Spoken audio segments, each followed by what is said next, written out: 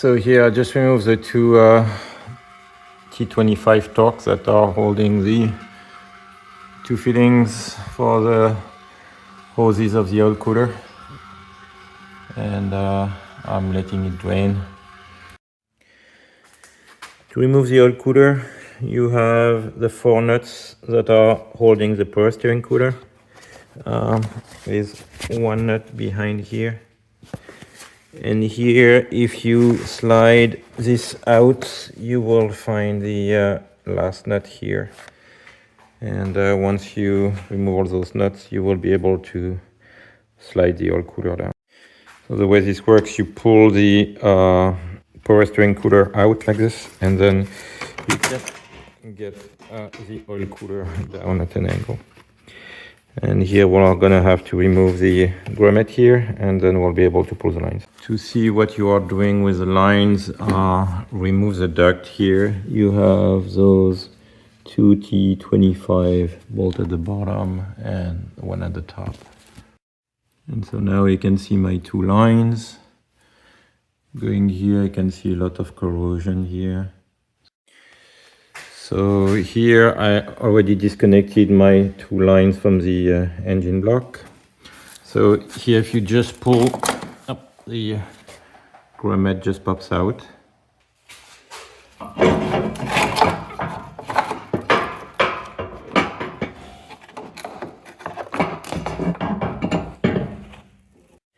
So here you can see the failure in the hose from the rubbing with the other hose.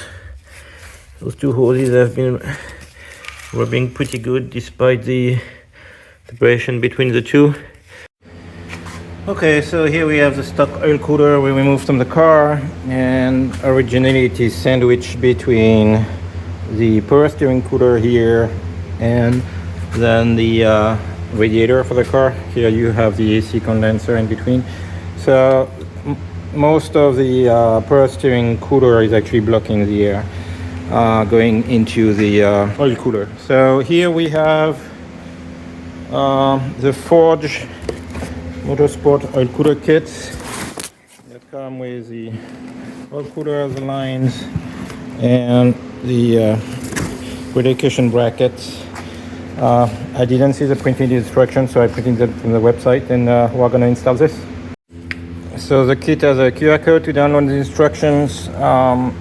Main things is the fitting that goes in the engine block, support for the hoses, then the two fittings that are going to go in the oil cooler, and different support bracket, and then the two hoses, one much longer than the other, to go into the oil cooler. And the oil cooler is still wrapped in here. So we're going to get started, and I'm at the step where I have to secure the fan controller unit to the bracket.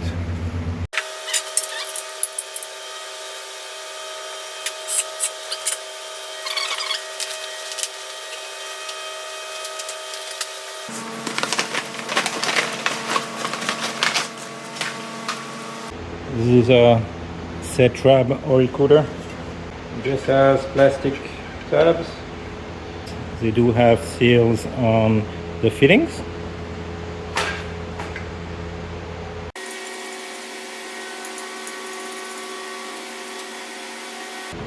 And they say to use an adjustable wrench to tighten them down.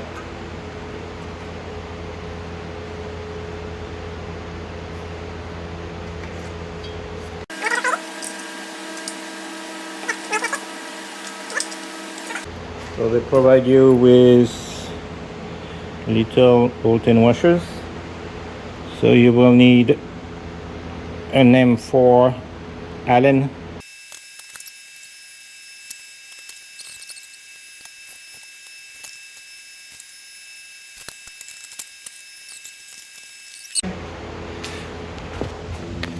So if you look in here, you have plastic clips, and it doesn't seem to fit when the plastic clips are in.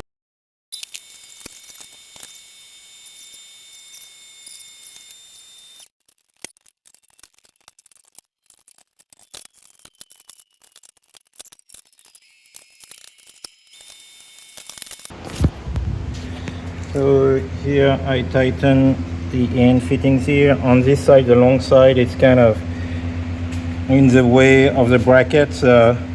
It's a little bit harder to start because you have to kind of bend the hose to get in there. But here we are. So the next step is going to be installing the sandwich plate to the engine. And this is where this is going to fit. So I'm going to clean that area first. So the bracket seems to be hitting the alternator here. Very little room to work. Again, the sandwich plate here. I went with a screwdriver just here, like this, to be able to push the sandwich plate in place. Hopefully the O-rings didn't get damaged from the procedure. Okay, so the next step is to slide the cooler assembly here. And we're going to reuse the bolt that we're holding this bracket here in the back.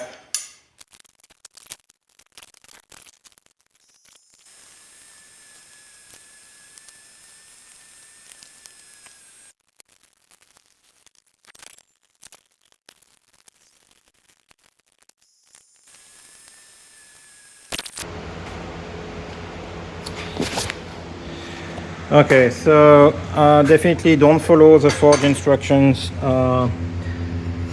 The only way to get the bracket in the back here, where you have to put one bolt here and the other one over there for the bracket. Here, you can see a second bolt over there. That can only be done, especially for the right hand side bolt, only if the fan controller is out. So do yourself a favor, install it like this first, and then you can reslide your fan controller in here after the fact, and the bolts are easily accessible. And don't try to do with this in place, that won't work.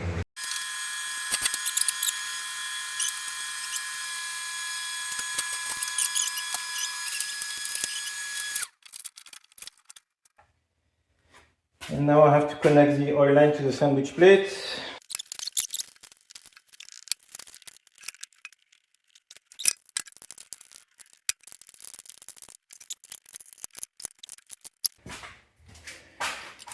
So this time it's an M3 Allen.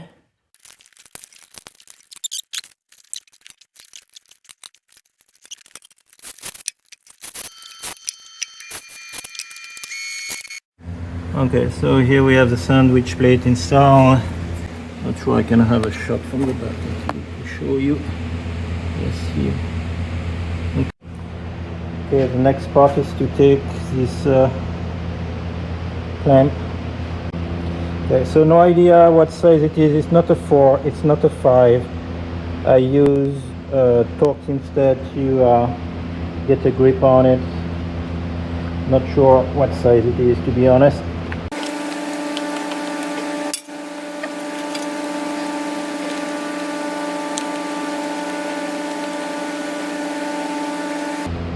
No idea exactly how far down that should be. I guess that's to prevent the rubbing against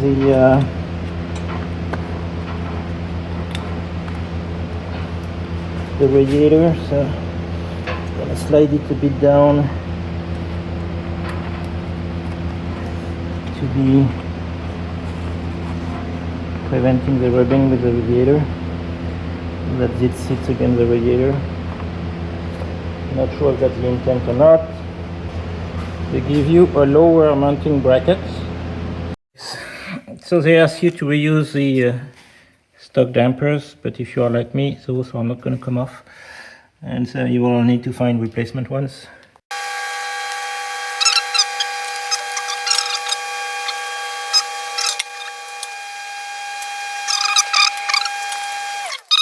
Okay, so they give you those hose clamps that they call P-clips to put on the longer line. I was able only to fit one here. Second one here actually is the line goes too far and goes straight here. I hope there's not going to be any rubbing here. I have to watch this because it's pretty tight.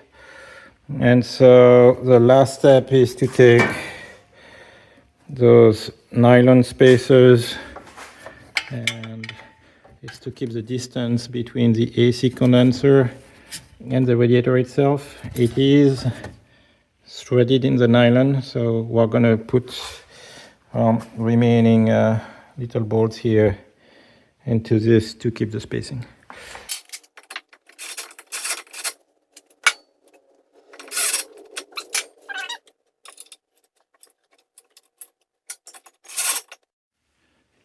So here I install the spacers at the top. Here a 2-oil line coming through here. So the fan controller that I recommend to add last. Here we have our power steering cooler. So here I used a bolt with rubber bushing in the meantime until I get new replacements for those. So I just refilled the car with oil, and we're gonna give it a test start to see if there are any leaks either at the sandwich plate or at the fittings here.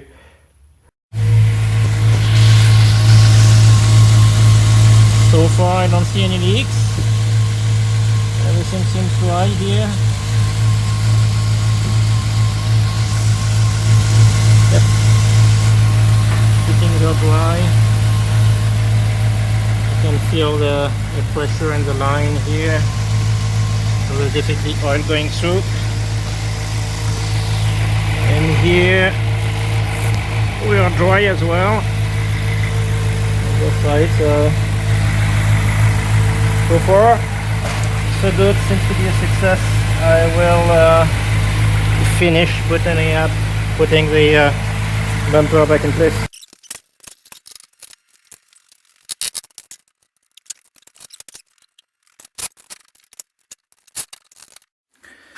So here I reinstall my crash bar to protect the bottom of the car and the oil cooler. So here I reuse the plastic clips to keep the wires together and make sure they wouldn't rub. But that's about it. So now I just have to put the bumper back on.